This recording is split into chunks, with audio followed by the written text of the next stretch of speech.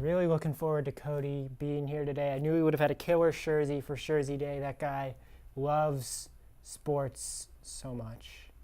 But before we start, let's have a moment of silence for Cody.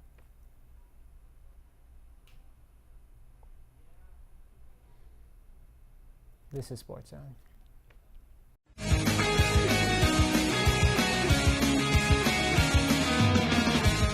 Hello and welcome to another edition of SportsZone. This is our Jersey episode for this semester, so you'll see all our panelists decked out in their team apparel throughout the episode. But kicking it off, we got Studio 90, and I'm joined by Jessica. Soccer is going into an international break, so club football's in a bit of a hiatus at the moment. But nevertheless, there was some exciting action in the Champions League this past week, which we previewed last week. Two big games between Atletico Madrid and Bayern Munich and Real Madrid and Borussia Dortmund, which both kind of lived up to the billing, wouldn't you say, Jessica? Yes. Which resulted in Atletico Madrid beating Bayern 1-0 again, and Real Madrid and Borussia Dortmund tying 2-2. Jessica, which of those results would you say was more surprising? I'd say the Dortmund-Madrid one. The 2-2 tie was more surprising to me. But nevertheless, it was a really good game. Dortmund really played well. They showed how skilled they are starting to become, very tactical. The two changes that they made closer to the end of the game really helped them with the tie. Atletico, Bayern didn't really surprise me just because Atletico has a very strong defense, and I didn't really see that being fazed by Bayern. Definitely, yeah. Atletico Madrid, notoriously strong defense, and they seem to kind of have Bayern Munich's number. And Atletico Madrid really carrying that momentum from the Champions League into La Liga form. As you were mentioning before this segment, they've now overtaken Barcelona at the top of the La Liga table, and I believe Messi's out injured, at least temporarily. But I mean, long term, do you see this being what it's been in the past several years, a three-horse race between Atletico, Barcelona, and Real Madrid? Yeah, I definitely think that even though Barcelona lost this weekend, that doesn't really mean anything. I mean, they've had an off-season last time, I think, in 2005, 2006, and they ended up coming back and winning La Liga. So I definitely see it being a three-race. Yeah, and in Messi's at least short absence, Neymar, Luis Suarez, even Gerard Piqué, the leaders of that team have really kind of picked up the slack, and they'll be there at the end of the year. I think it is safe to say. But shifting from Spain to England, another team at the top who's sort of struggling a little bit is Manchester City. In the Champions League, they drew against Celtic 3-3 before losing this past weekend in the league to Tottenham 2-0. And some people are quick to attribute that to the absence of Kevin De Bruyne. But Jessica, do you think there's any more to their loss of form recently than that? I don't think so. I think, sometimes the team just has an off day, and I think that's just what happened. Yeah, so for Manchester City, it seems the international break coming at a good time for them to get healthy and regroup as they go into the international break. But one team who really did a regrouping of a different kind was Swansea City, who fired their manager as they are now sitting in 17th place, I believe, with 4 points, so right above the relegation zone. They were in need of a new coach, and they named former U.S. national team manager Bob Bradley their manager, which is a pretty monumentous decision, as he's the first American coach in the major European leagues. Jessica, how do you think he's going to fare with Swansea? Honestly, I really don't see that big of a change happening. I can see them still sitting in the same position.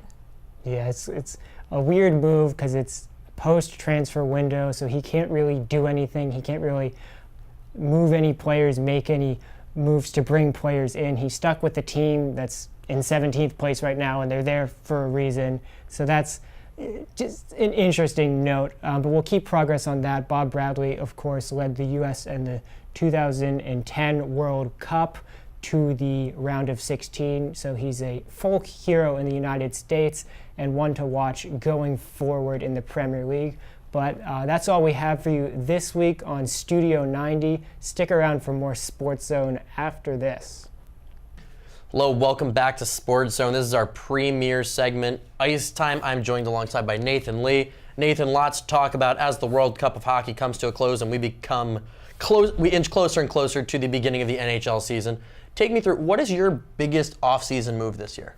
I would say the exit of Pavel Datsyuk from Detroit. I mean, the wizard with the puck. He had eyes in the back of his head, and he's a huge loss for the Detroit offense. But I want to talk to you, Ryan. What is your biggest offseason blunder or success for any NHL team? I have to say PK Subban getting traded to the Nashville Predators for Shea Weber. Kind of a very unprecedented trade. Both of them very well respected on their respective teams. Shea Weber, obviously the captain of Nashville, getting traded away to Montreal. Appeared that there was some tension between Michel Therrien and PK Subban, which sparked the trade. But very interesting to see that trade was even made. So Nathan, kind of swinging towards this year, now the current rosters on each team. What team do you see really making a difference this year? You know, whether they were lower in the standings or making a serious playoff push? Well, I have to go with my home team, the San Jose Sharks. They lost in heartbreak fashion to the Pittsburgh Penguins, headed by the notoriously good coach Pete DeBoer. We did have the offseason addition of Mikael Hediker from Colorado, which will really bolster that second line with Logan Couture. I have to mention that Joe Thornton is 1 year older, Patrick Marleau another year older, but Ageless Joe continues to push on, and I believe that we can really take it to the Pacific this year. I'd have to agree. The Sharks, once again, a force to be reckoned with out west, as well as the Los Angeles Kings and the Anaheim Ducks. Both teams are probably all going to make a very strong playoff push, especially all losing to one another. But you can never really count out the Central Division in the Western Conference. So many very good teams, St. Louis, Dallas, Chicago. Who do you think is going to be the biggest kind of powerhouse out of those top 6 teams in the West? I would say Dallas is probably the biggest in that central area. They still have Tyler Seguin, probably one of the best young forwards or wingers in the game, in center. They completely wrecked the entire league last year before Seguin's injury.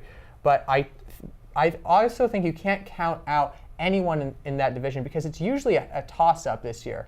But I want to transfer over to the Eastern Conference now. Who do you say is the biggest threat and the biggest powerhouse in the Eastern Conference? I say you got to still give it to the Tampa Bay Lightning. So many weapons coming back. Jonathan Drouin, healthy, going to play hopefully a full year without any thoughts of his potential contract issues, and re-signing Steven Stamkos, obviously the captain, back in Tampa, Florida. I think you still got to look at the Lightning for a heavy favorite, especially with so many Capitals and Pittsburgh players leaving for other teams in the Eastern Conference. I still think you can't even count out the Capitals. I mean, a 90-point season last year, Ovechkin doing his thing. They did lose Chimera this year, which is a big blow to their penalty kill line, but Nikita Kucherov, I think. Kuznetsov. I added an R. Kuznetsov is still improving. Holtby had a great season last year, and they still will continue to trudge on. And of course, the Stanley Cup winners who did beat my Sharks, the Pittsburgh Penguins, with Malkin, Crosby, and Kessel, will still continue to trudge forward, even with their young goaltender beating out Marc-Andre Fleury for the job almost. Yeah, you can never really count out the defending Stanley Cup champions, especially when it comes from the Pittsburgh Penguins. Mike Sullivan runs a very aggressive forecheck, runs a very aggressive team on both sides, offense and defense, and Matt Murray stood on his head.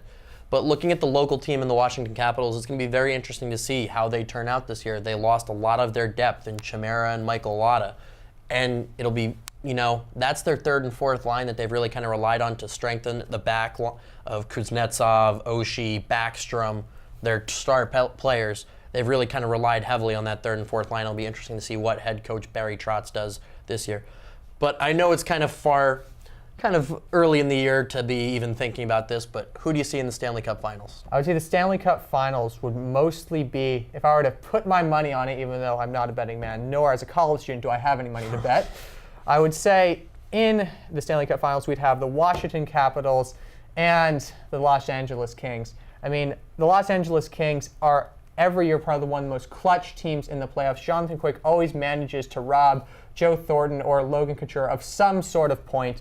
And behind Anze Kopitar and all the strength that they have behind them with Drew Doughty, they're probably going to be the ones in the Western Conference. And the Eastern Conference, even though they choke every year, I would say that the Washington Capitals, their local team, will probably finally get their redemption. It'll be very interesting to see. I would have to say the Tampa Bay Lightning will take on the St. Louis Blues. Both teams very, very strong. St. Louis made a very strong push, but ran into a very surging San Jose Sharks team. And I think the Tampa Bay Lightning rebolstering their kind of whole lineup. Ben Bishop coming back healthy. Many people think that if Bishop was healthy throughout the Eastern Conference Finals, they would have gotten to the Stanley Cup Final. But anyway, that's all the time we have for this segment of Ice Time. More Sports Zone coming to you after this. Hello, welcome back to Sports Zone. This is our premier football segment, Going for Two. I'm joined alongside with Jake Elmsley and Nathan Lee again. Guys, a lot of big stories to talk about this week. Jake, what was your biggest story from Week 4? Oh, Jesus Christ. I mean, what wasn't a big story from Week 4? This was a very, very exciting week in football.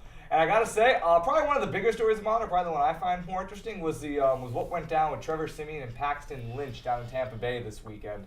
As some of you may know, Trevor Siemian went out in about the first half with a sprained AC joint in his non-throwing shoulder. Before that, he was having a decent game. I believe he'd thrown 1 or 2 touchdowns. Broncos were already up by 14. But then after he got hurt, who came in but their first-round pick, Paxton Lynch, who played fairly well throughout the rest of the game, throwing another 2 touchdowns, throwing for about 100-something yards, no interceptions, no big mistakes really to be made. And after another weather delay down in Tampa, the Broncos wound up winning 27-7.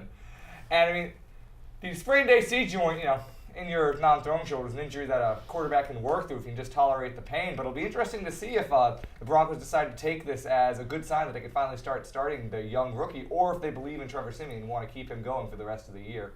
Absolutely. Trevor Siemian, really a meteoric rise, keeping the undefeated Broncos, one of 3 teams left now that are undefeated in the NFL.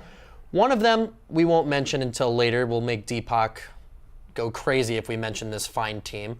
But anyway, we're going to spin it to you, Nathan. What was your biggest story from Week 4? Well, speaking of undefeated teams, my hometown, the Oakland Raiders, the silver and black, defeated the 3-0 Baltimore Ravens in an epic showdown in which the Oakland Raiders won by 1 point thanks to Derek Carr's 4 touchdown passes, 3 to Michael Crabtree, former wide receiver of the San Francisco 49ers, and 1 to Seth Roberts.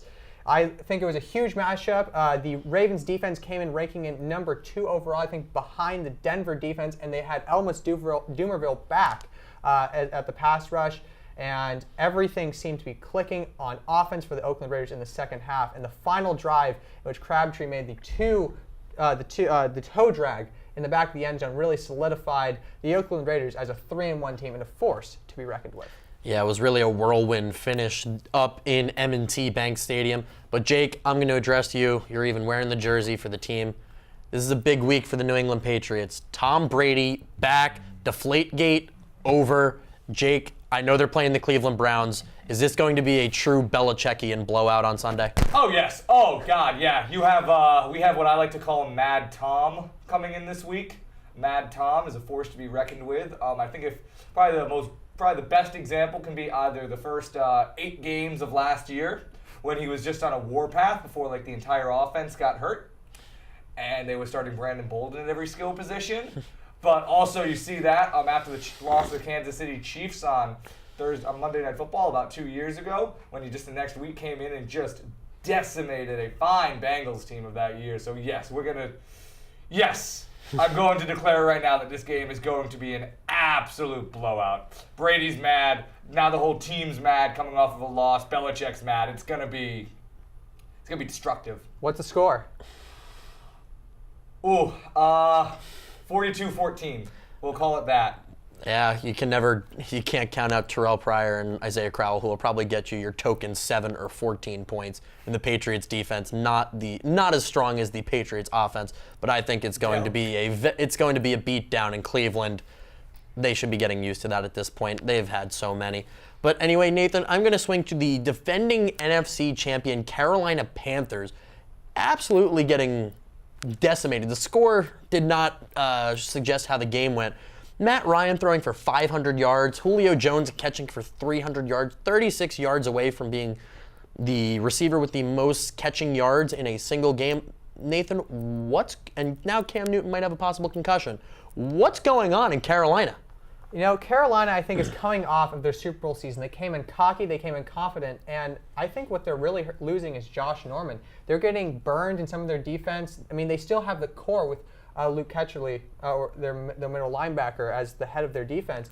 But I really believe that their defense is not as good as it was last year. And Cam Newton, despite having Kelvin Benjamin back, is just not the same quarterback that we saw. I mean, he does have superb fashion sense, as you see in many of the post-game interviews, but that fashion sense is just not putting its way onto the field. No, I have to agree with that. I mean, I said this coming into this year, but Carolina was a team that had everything go right for them this year. They have a quality roster, but a lot of players who you wouldn't have expected to have performed or weren't expected to perform at a high level did perform at a very high level. They had very consistent health last year, but now you're starting to see some of the impact of that. Like Josh Norman not being there, the rookie cornerbacks aren't being able to perform up to the level. The O-line, who had many players who overperformed last year, aren't being able to perform. And you're seeing probably the biggest issue that with Cam Newton is just how many hits he takes.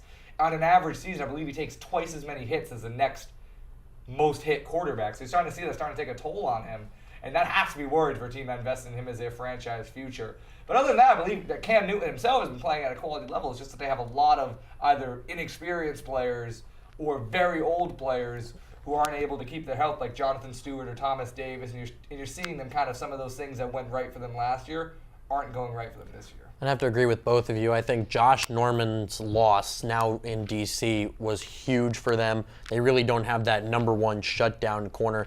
The man who can even shut down Odell Beckham is not in Carolina. I think that's a big, big blow to the Carolina Panthers D.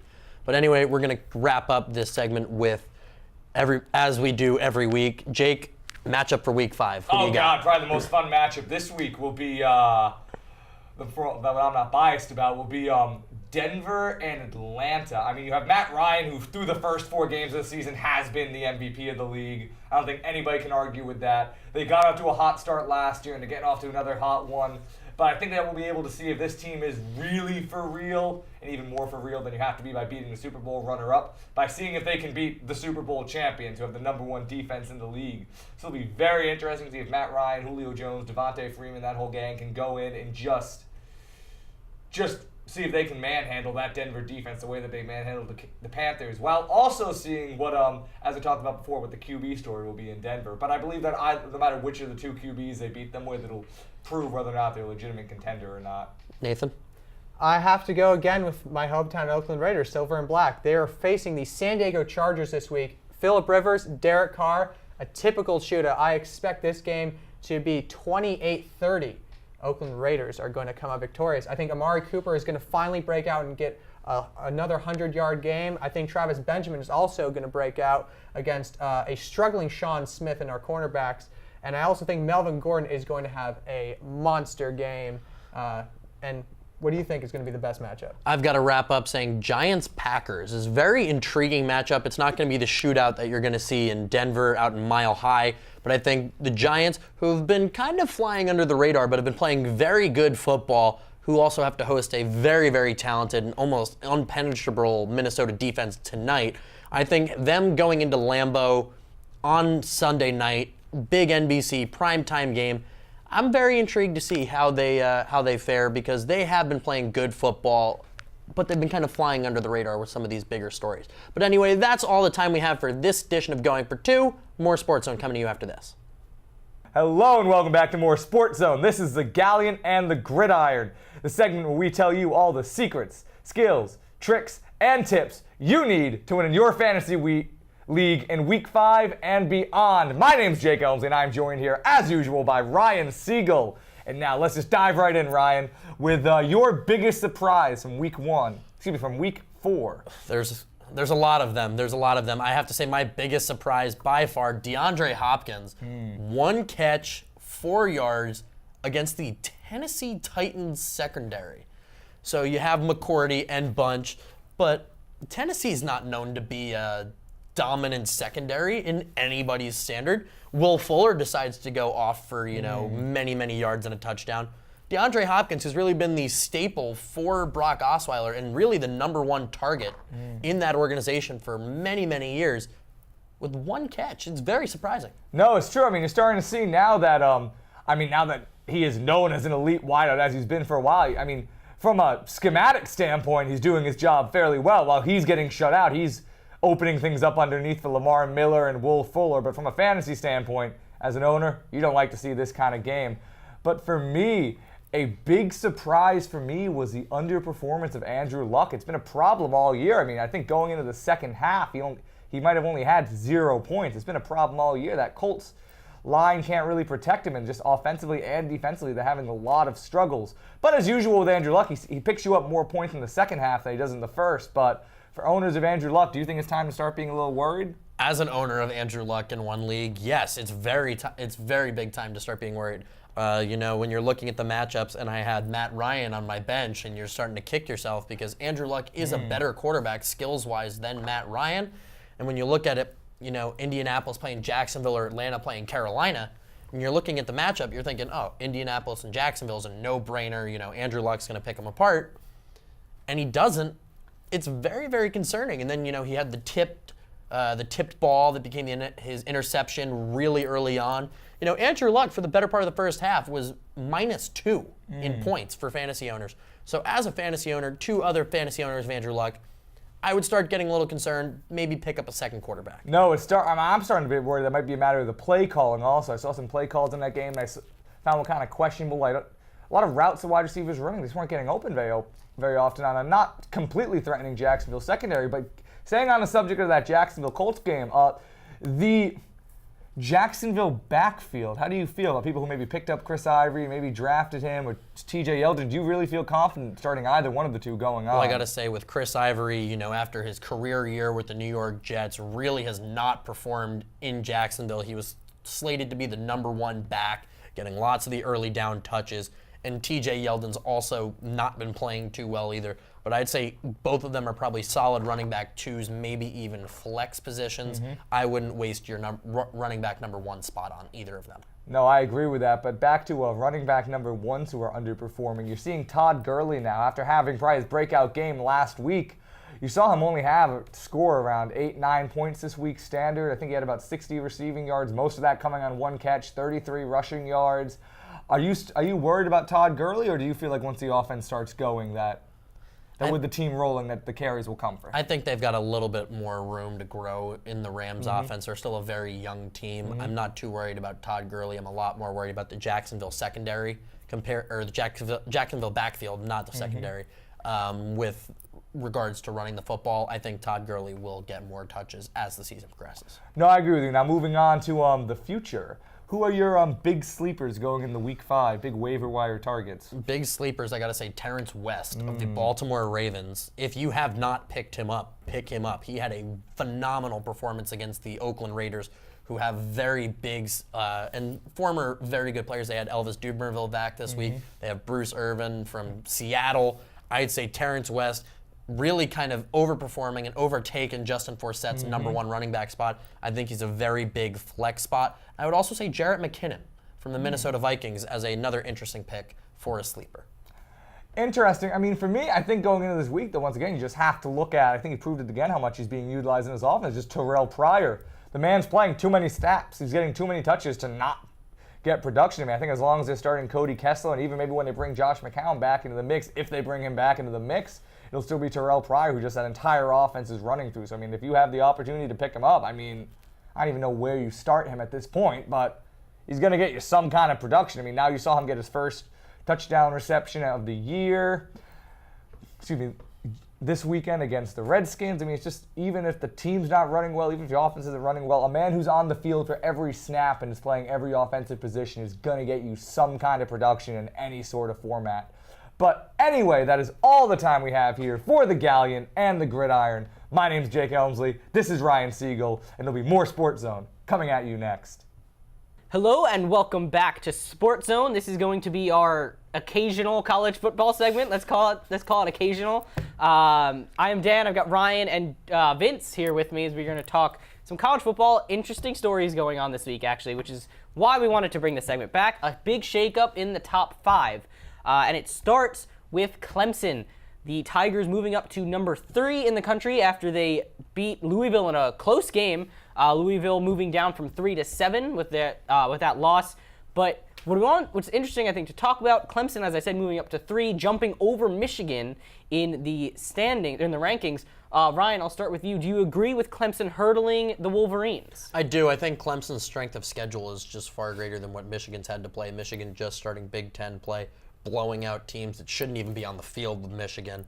But especially with, the Khakis now in charge out there in Ann Arbor. But I really think that Clemson's played a much harder schedule. Dabo Swinney, a reigning, national championship game attendee last year. I think Clemson's doing a lot better. You still got Wayne Gallman, Deshaun Watson back in action, ready to go. I think they want to avenge that title lost to Bama last year. All right, Vince, I'll throw it over to you. What are your thoughts on the Tigers versus the Fighting Khakis? I'm going to disagree with Ryan here, and you can just look at the quality of their last win. Clemson beat Louisville. Louisville, everyone's very excited with their offense and Lamar Jackson and all of that, but their only quality win was Florida State, who just this week lost to North Carolina, who is a pretty horrible team. And then you look, Michigan beat Wisconsin, a very quality Big Ten opponent who's beaten LSU and Michigan State. I think on the merit of those, just looking at that, I think Michigan deserved to stay ahead of Clemson. But again, if they keep performing on the field, it's not going to really matter down the line. Valid points. Either way, they're both currently in the super way too early college football playoff. They are both in right now. And also both those teams received 1 first place vote. So certainly some voters are split on that. And of course, Alabama, Ohio State remain 1 and 2. Another shakeup at number 5, Washington, following a stomping of Stanford, who was I think 10 at the time, moves up to number 5 now in the country. And Houston at number 6. Different polls have those two teams flipped. So what are your thoughts on the Huskies? I'll start with Vince. Well, I think on Friday night, they dismantled America's sweetheart, Christian McCaffrey, and the Stanford Cardinal, and they now are the West Coast's only hope at the college football playoff. Their defense was phenomenal. They've had a phenomenal offense who's been putting up great numbers going in. A lot of people going into that game against the Cardinal thought that was really all Washington was a flashy offense. Then once Christian McCaffrey came in, he would carve them to shreds, and that really didn't happen. The Washington defense Friday night played phenomenally, and I think they're really a sleeper team that's a force to be reckoned with in this top 5. Do you agree, Ryan, that Washington has a chance to make a little bit of noise? I do think they have a chance to make a little bit of noise, but I don't think they'll make the college football playoff on the fact that the college football playoff selection committee seems to always favor the SEC and the Big Ten, especially in most recent years. But I think I agree with Vince on the front where the Pac-12 is pretty dormant, especially after Mariota leaving. That was really the flashiness that kind of left. Christian McCaffrey was trying to fill that void, but not as big. He was not as big of a star as Marcus Mariota was at Oregon. But I really think Washington definitely turned some heads because McCaffrey is a clear Heisman favorite this year. Him and Leonard Fournette are probably going to go back and forth all year on who's going to actually win the Heisman this year. But I think that was a huge statement win, and I think with a weaker Pac-12, I think Washington has a chance to, possibly win the Pac-12. Well, interesting you brought up Leonard Fournette, who I believe didn't play this week because he was hurt. McCaffrey didn't play well. Does Fournette get a boost by being hurt? Interesting question. I gotta agree that Fournette not playing, I think, probably helps a little bit more than, Washington shutting down Christian McCaffrey. I mean, Washington, as everybody said here, is a very unknown quantity. Even now, Stanford not necessarily normally prone to throwing one key game that they should have won. Case in point, Northwestern last year in their season opener, losing to Northwestern in Evanston.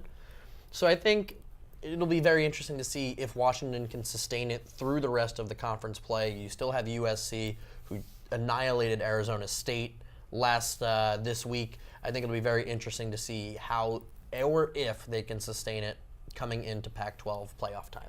All right, we're going to move just kind of really quickly to the finish of the week, for sure, the most exciting end of a game. And I'm going to continue to break the heart of a dear friend, actually, who from California loves Christian McCaffrey and now goes to University of Georgia. But the ending of that Tennessee-Georgia game, how legends are made, they say. So, Vince, I'll toss this one up to you. Where does this rank among finishes of the year? Second Hail Mary now we've seen win a game already this season, just 4 weeks in. What are your thoughts on the Vols taking down the Dogs? I think, this Hail Mary on the power rankings of Hail Marys. I think this one trumps the one we saw a couple weeks ago with Central Michigan and Oklahoma State, because this one had higher stakes. Tennessee and Georgia, both far better teams. There was a lot more on the line in this game. And Tennessee, this is really what they've been doing this season. They're number 11 in the nation. They've just been eking out these wins, barely winning. I believe they barely beat Appalachian State. They're the cardiac Vols, if you will. And I think maybe those in Nashville and those in Tennessee are thinking this could be our year, the first time since a certain Peyton Manning exited Tennessee. Ryan, what are your thoughts? Does this finish kind of boost the Vols up, give them a little bit of confidence heading forward? I think so, especially shutting down a dominant running back in Nick Chubb out of Georgia. I really think, as Vince said, they're definitely the cardiac Vols. Knoxville's very concerned. All these games, they're barely squeezing out. But I think, there was a lot of pressure on them. This was the opening of their SEC season. I think they really performed to and lived up to the task. But one thing for certain, if they're going to take the SEC, that big obstacle of the Alabama Crimson Tide standing in their way. That is all the time we have for this college football segment. We have more SportsZone coming at you next. Hello and welcome back to the SportsZone Jersey/Shursey episode. I actually came prepared this year. Last year, I didn't really have anything with me, but I was ready for this one. So welcome back to that. This is going to be our AU Insiders panel, where we talk about all things American University athletics, what happened over the past week, not really what's to come, but sure, what's to come as well. So we will start, as we always do, we'll start with field hockey, who this past weekend moved to 3-0 now in conference play, a nice 2-1 overtime victory up at Bucknell, a big win considering, their first two games, they've really blown their opponents out of the water. This one much, much closer, but for them to still be able to pull it out is big. Goals coming from Leah Dijon Domenico and Rafaela Rubas, who scored the winner in overtime. Rubas, the reigning Patriot League Rookie of the Year, now in her sophomore season. It was her fourth goal on the season for Dijon Domenico, her sixth. Natalie Connorth leads the team with 9. And as I said, 3-0 now in conference play, looking like a force to be reckoned with. Moving over to men's soccer, they are now, I believe, 2-0 in conference play, is coming off a 3-0 victory that they had over this past week. And I was also on the road up at BU. 2-0 victory at BU. That was a big one as well. Joe Irola netting his 4th goal in 3 games. Red hot right now, leading the team 6 goals. And as I said, 4 goals in 3 games. Really kind of putting the team on his back at the moment. Panos Nakid scored his first goal of the season as well. So if he can get going offensively, that's a big help. Not that he wasn't contributing, but now on the score sheet. So good to see them kind of playing the way they should in conference play and actually beating the teams that they're supposed to beat. Moving along, volleyball started their conference season and in a surprise to nobody, is sitting 4-0 in conference play. They've won 5 straight overall, yet to drop a set in conference play. So like I said, not really a surprise to anybody that they have just kind of swept everything up. This past weekend, 2 matches, one against Holy Cross, one against Army West Point. And actually Army, usually a top 4 team in the conference, usually makes the tournament, which oftentimes is held here. But a sweep for AU, which is definitely a good sign for them, especially considering how banged up they are. For them to be able to sweep a team that's as good as Army usually is every year is important. Some of the other good teams, matches to watch, Lehigh always gives a test, Navy as well, oftentimes in that top 4. But that win against Army West Point is a big one. And as I said, the fact that they're able to still sweep these teams fairly easily, as banged up as they are. I talked about it last week. They played a tournament with 8 players in a sport where you have 6 on the court at once, plus the libero substitution. So in essence, you need 7 players minimum, and they had 8. It's impressive what they're doing considering the lack of numbers. Very Metsian, let's say, for them to be able to do that. As for AU women's soccer, they worked out a draw a couple weeks ago to get their first point in conference play. That's about all there is to say there. Not a whole lot going on that end. And that's your wrap up. There's a lot coming up this week. There are games here on campus Tuesday, Wednesday, Thursday, Friday, and Saturday and Sunday of this coming week. So there's a lot going on campus currently, or in the immediate future. 2 volleyball matches, field hockey. There's some soccer. It's very busy. So if you're available, if you're on campus, go head out and support your teams. They are doing pretty good work, so they deserve it. So we'll recap that all, of course, next week after it happens, because I can't predict the future yet, unfortunately.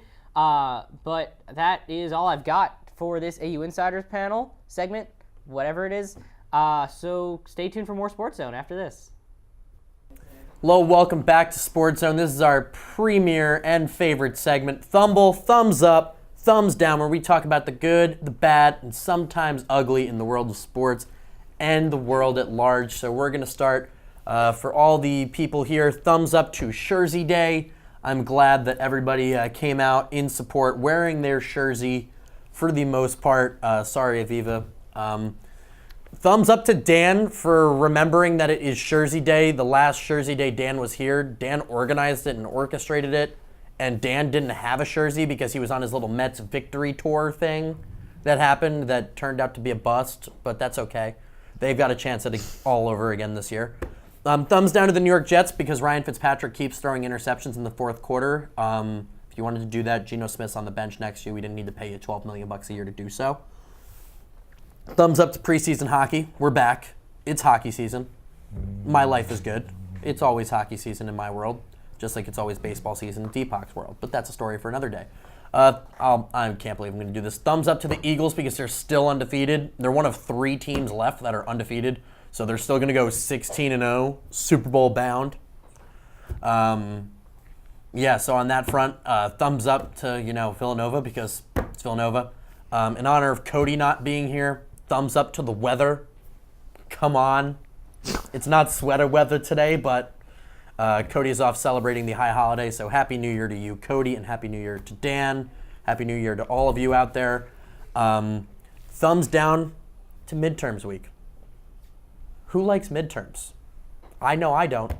I know you don't. But thumbs down to midterms. Just thumbs up for everybody being here. Thumbs up for everybody on SportsZone. Thumbs up, double thumbs up, triple thumbs up to the Buffalo Bills, absolutely shutting out the New England Patriots. The door here. So thumbs down to Jake for thinking that the Patriots walk on water in the NFL. They're probably the most hated franchise, even more so than Dallas now, probably. We can have some fun. Oh, please! It's thumbs time. It's thumbs time. I'm glad to know he still talks off camera. It's a war zone. And thumbs down to Jake for talking while I'm trying to just finish this, and hopefully he doesn't hit anything sliding in. So let's figure that out, Jake.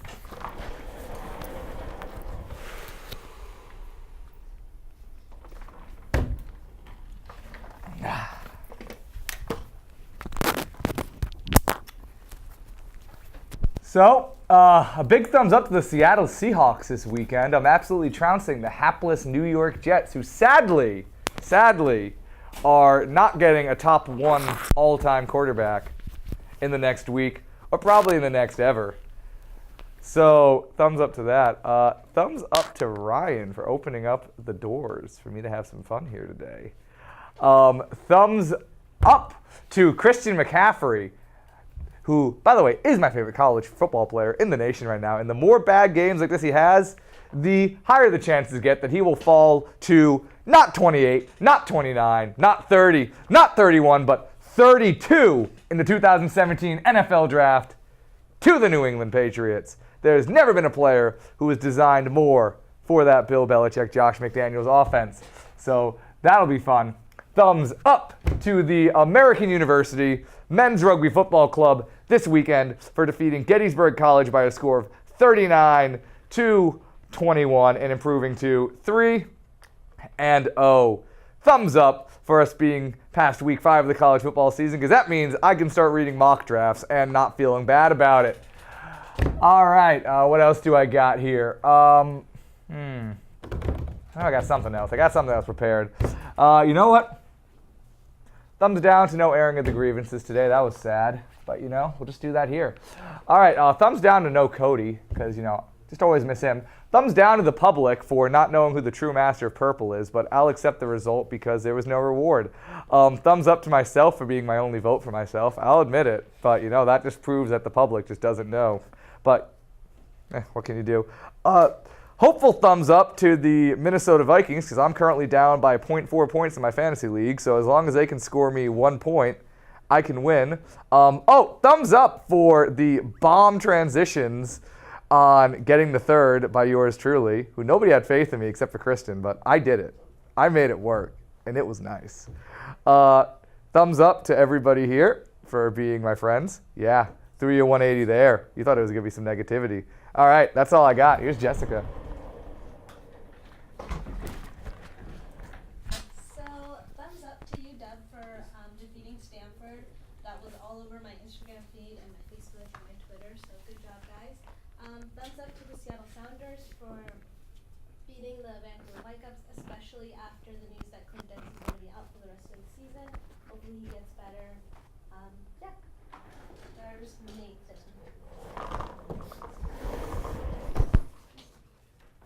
Okay, first time doing thumbs up, thumbs down. Thumbs up to my hometown Oakland Raiders.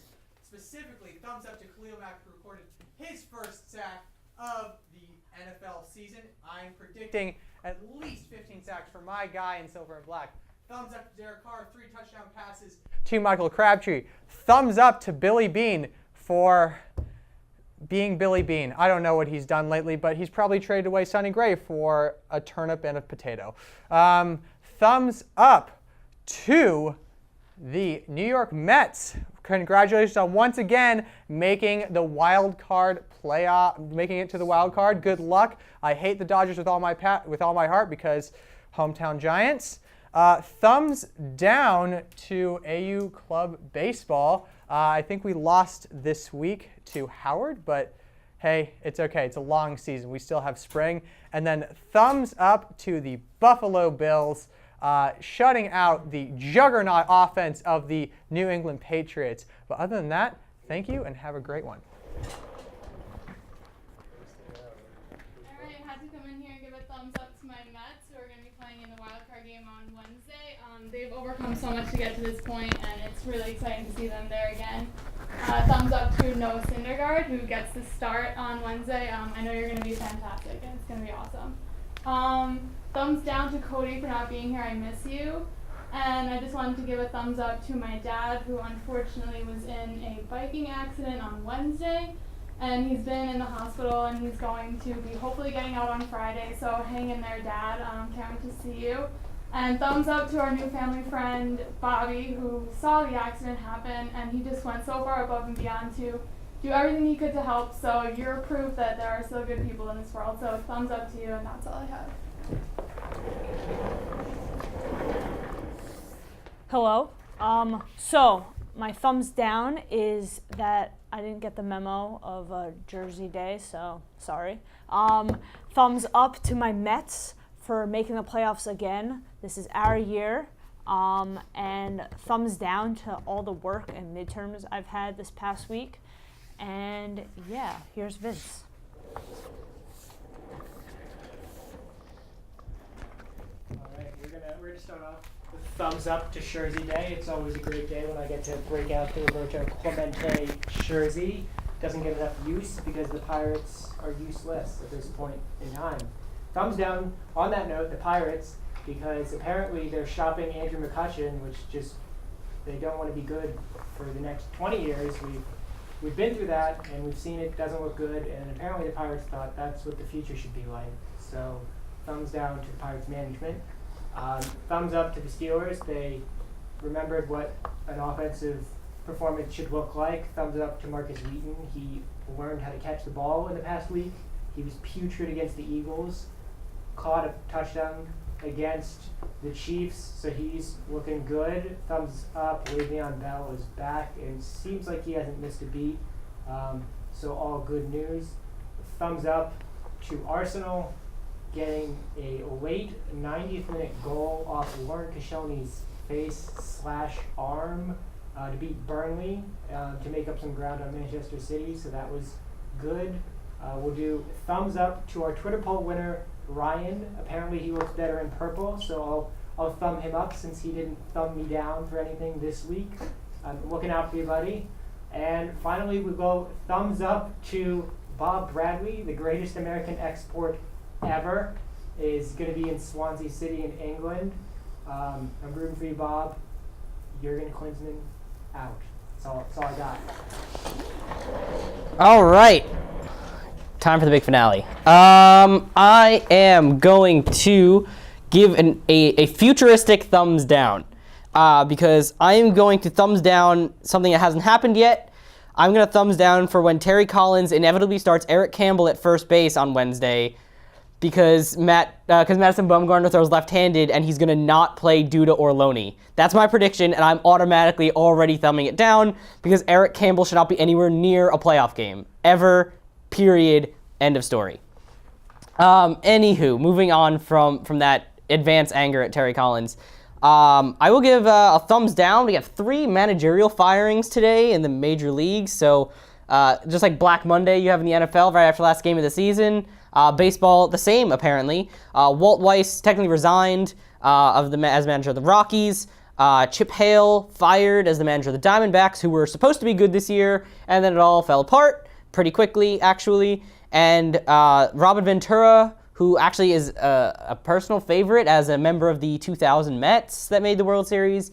Robin Ventura, I think technically his contract expired and he chose not to return.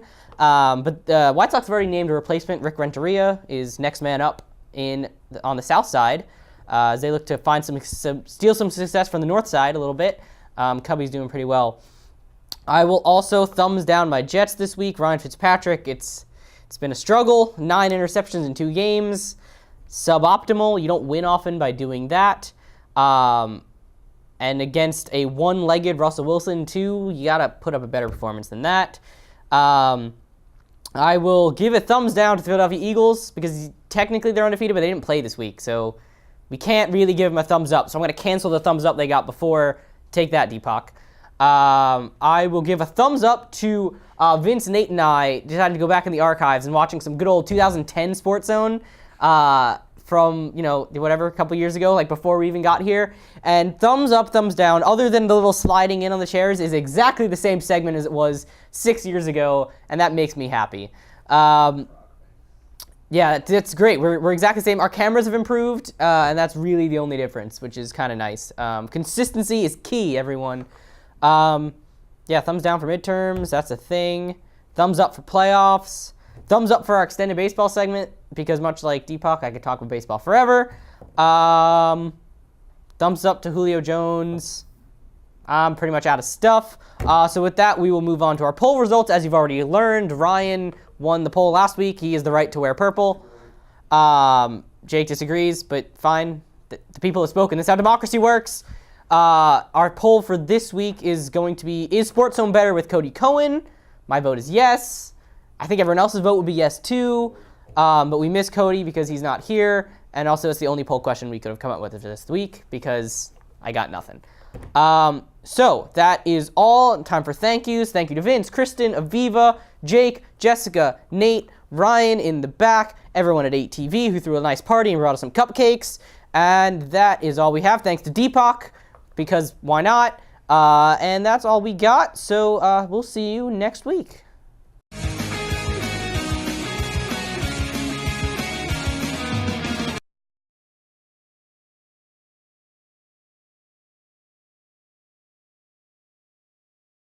It's going to come down to the bats.